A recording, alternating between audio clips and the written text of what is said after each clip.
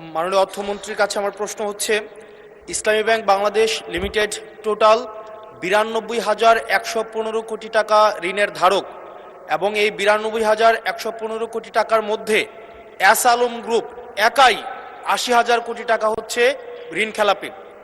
জনতা bank থেকে Beximco group একাই হচ্ছে 25,000 কোটি টাকা হচ্ছে ঋণ খেলাপি।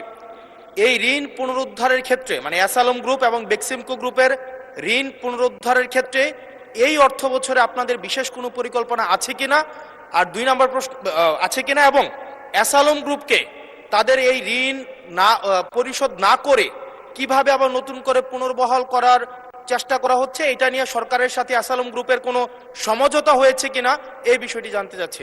ধন্যবাদ। মাননীয় মন্ত্রী।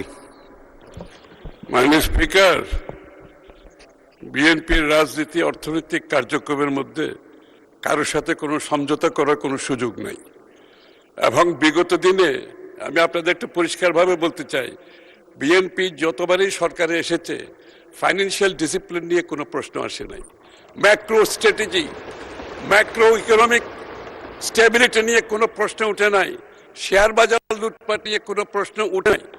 সো বি অ্যাসিওর্ড, বিএনপির রাজনীতিতে অর্থনৈতিক পরিকল্পনায় সমঝোতার কোনো সুযোগ নাই, এবং যারাই ব্যাংক থেকে টাকা নিয়েছে পালিয়ে গিয়েছে সকলের বিরুদ্ধে মামলা হয়েছে, মামলা পার্সু করা হচ্ছে, এবং এটার জন্য আমরা বাইরে প্রফেশনাল ফার্মগুলোকে অ্যাপয়েন্ট করেছি এই টাকা দিয়ে যারা পালিয়েছে এগুলো রিকভারের জন্য।